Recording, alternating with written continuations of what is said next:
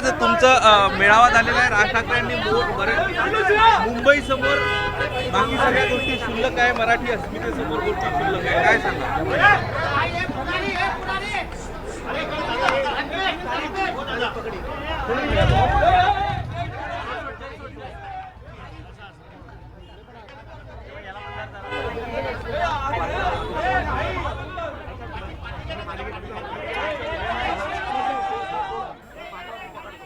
तर आपण बघतोय मेळाव्यानंतर आता मनसेचे पदाधिकारी आणि नेते बाहेर येत आहेत आणि माध्यमांशी संवाद साधतात. बाळा नांदगावकर आता माध्यमांना प्रतिक्रिया देत आहेत या मेळाव्यानंतर. ते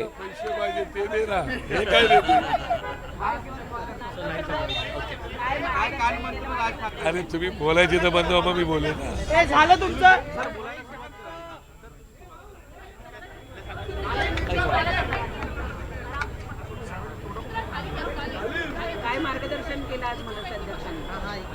देशासाठी,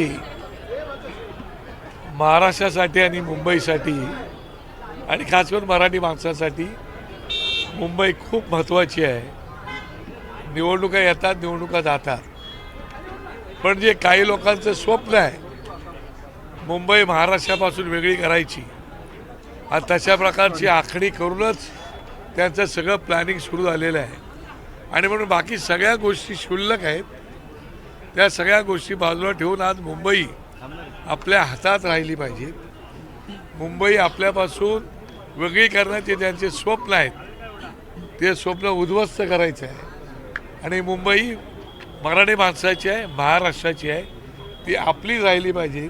आणि म्हणून साहेब नेहमी बोलतात की भांडणापेक्षा आणि वादापेक्षा आपल्यासाठी आज ही निवडणूक फार महत्त्वाची आहे. आणि म्हणून आपण ही निवडणूक अत्यंत जोमात, जोशात आपल्याला लढवायची आहे आणि कुठल्याही परिस्थितीमध्ये मुंबई आपल्या हातात राखायची आहे. तेव्हा सीट इकडच्या तिकडे झाल्या असतील, काही सीट येतात, काही सीट जातात, काही लोकांना वाईट वाटतं, ही गोष्ट जरी असली तरी गेल्या 20 वर्षांमध्ये पहिल्यांदाच आपण निवडणूक लढतो युतीमध्ये. आणि म्हणून युतीचा धर्मही पाळायचा आहे आपल्याला. आणि त्या ठिकाणी असणारी प्रत्येक जागा ही मुंबईसाठी अत्यंत महत्त्वाची आहे, महाराष्ट्रासाठी महत्त्वाची आहे आणि मराठी माणसासाठी महत्त्वाची आहे. आणि म्हणून ही निवडणूक आपल्या अस्तित्वाची आहे, रात्र वैऱ्याची आहे. मुंबई मराठी माणसांसाठी या निवडणुकीमध्ये सगळं बाजूला ठेवून, झोकून जाऊन काम करून मुंबई आपल्याला वाचवायची आहे. अशा प्रकारचा संदेश सन्माननीय राज ठाकरे साहेबांनी आमच्या सगळ्या कार्यकर्त्यांना दिलेला आहे. आणि मला वाटतं कार्यकर्ते पूर्णपणे चार्ज होऊन आता आपल्या आपल्या मतदारसंघात ज्या ज्या ठिकाणी शिवसेनेच्या सीट्स आहेत त्या त्या ठिकाणी आपल्या लोकांनी जाऊन त्यांच्यात फॉर्म भरताना सहभागी व्हायचे आहेत. ज्या ज्या ठिकाणी आपल्याला उमेदवारी मिळणार आहेत त्या त्या ठिकाणी ते सहभागी होतील. सोबत आपल्या NCP सुद्धा आहे, त्या NCPच्या ठिकाणीसुद्धा काही सीट त्यांच्या आपल्यासोबत आहेत, त्यांच्यासोबतसुद्धा आपल्याला जाऊन उमेदवारीचा अर्ज भरताना सहभागी व्हायचे आहेत. आणि प्रचारामध्ये सुद्धा आपल्याला पूर्णपणे सहभागी होऊन आपापल्या वॉर्डमध्ये काम करायचं आहे. नाही तर एका वॉर्डमध्ये आपली उमेदवारी नाही म्हणून दुसऱ्या वॉर्डात जायचं, असं करायचं नाही. जिथे ज्याची उमेदवारी असेल त्या त्या ठिकाणी असणाऱ्या उमेदवाराला पूर्णपणे, मग ती शिवसेनेची असेल, मनसेची असेल किंवा NCPची असेल, त्या ठिकाणी त्यांना मदत करायची आहे. अशा प्रकारचा संदेश राजसाहेबांनी आपल्या सगळ्या कोर टीमला दिलेला आहे. इतर पक्षांनी देखील एबी फॉर्म वाटण्यात आले, मात्र अद्याप मनसेकडून एकही उमेदवाराला एबी फॉर्म वाटण्यात नाही. आज एबी फॉर्म दिले जातील. आता साहेबांपुढे यादी जाईल पूर्ण आणि त्याच्यानंतर एबी फॉर्म हे राजगड कार्यालयातून सन्मान्य नितीश सरदेसाई आणि शिरीष सावंत हे त्या ठिकाणी असतील, ते त्याप्रमाणे माहिती देतील. जागा एबी फॉर्म आल्यानंतर तुम्हाला कळतील किती जागा आम्ही लढवतो आहोत. ते काय अजूनही जागा इकडे तिकडे शेवटच्या क्षणापर्यंत काही गोष्टी होत असतात, ते तुम्हाला कल्पना आहे.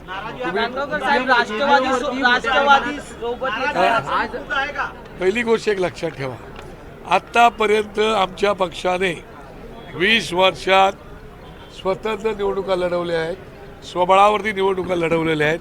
कधीही आम्ही युती आघाडीमध्ये गेलो नाही आम्ही इतर पक्षांना पाठिंबा निस्वार्थपणे कुठलाही स्वार्थ न ठेवता दिलेला आहे. त्याचा काय मोबदला मिळाला आम्हाला ते तुम्हाला कल्पना आहे. ही पहिली निवडणूक आहे की ज्या निवडणुकीमध्ये आम्ही युतीमध्ये निवडणूक लढवतो आहोत. ठाकरे बंधू म्हणून निवडणूक लढवत आहेत आणि त्याच्यामुळे युतीमध्ये निवडणूक लढवण्याचा अनुभव आम्हाला नाही, त्यांना अनुभव आहे आणि त्याच्यामुळे निवडणुकीमध्ये काही सीट इकडे तिकडे होतात. नाराजी जशी आमच्याकडे होईल तशी त्यांच्याकडे पण होईल. पण त्या नाराजांना मी एवढीच विनंती करू इच्छितो की अजून तुमचं वय आहे, तुम्हाला काम करण्याची संधी आहे. ही एकच निवडणूक नाही, अशी वारंवार निवडणुका आता ठाकरे बंधू लढवणार आहेत.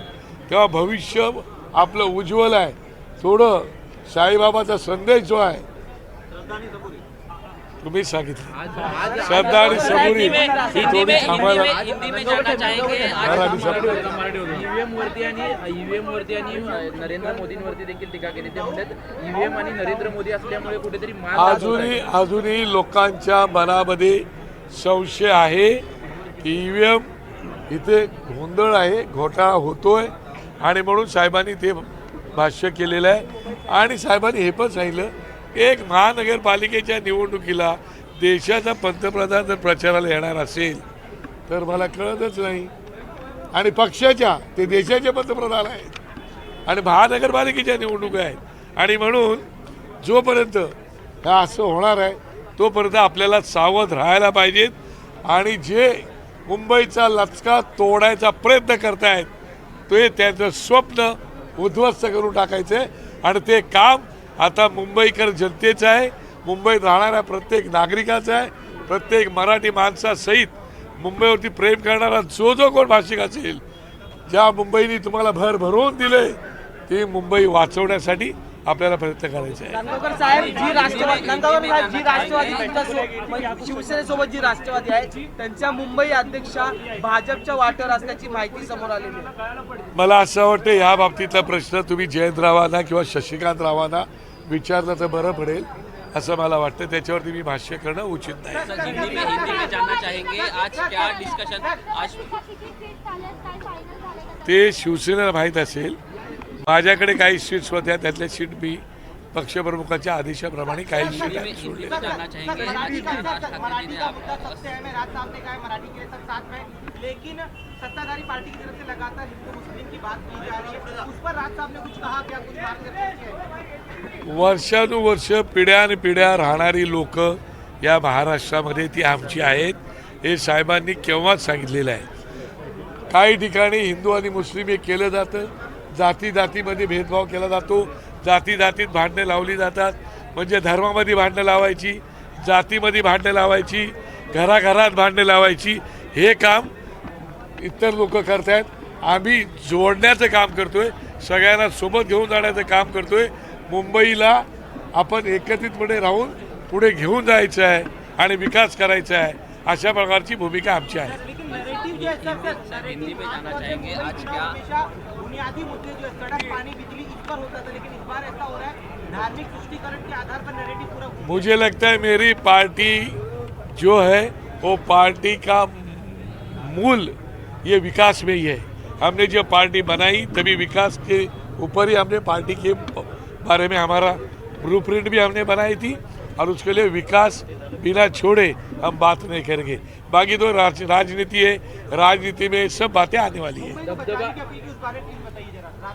नहीं, मुंबई देखो बहुत सालों का सपना है, जो गुजरात का सपना है, जो मुंबई उनको चाहिए. मुझे लगता है कि बड़े संघर्ष से 107 हुतात्मा देके मुंबई महाराष्ट्र के लोगों ने अपने पास रखी है. जो मुंबई आज भी देश को सबसे ज़्यादा कर देती है. मुंबई को क्या मिलता है? वो मुंबई बचाना हमारा धर्म है और वो मुंबई बचनी चाहिए. उसके लिए मराठी से लेके मुंबई पे प्यार करने वाले हर भाषिक को, जिन्होंने आपको सब कुछ दिया है, रोजी रोटी सब, वो मुंबई को बचाने का काम हमारा आपका सबका है. इसलिए आप सब एक साथ मिलके अपनी जो भी नाराजगी होगी वो बाजू में रख के मुंबई को साथ ले जाना है. सर कल आज राज ठाकरे जी ने नरेंद्र मोदी और ईवीएम की बात की. कल उद्धव जी ने भी कहा कि भाजपा वाले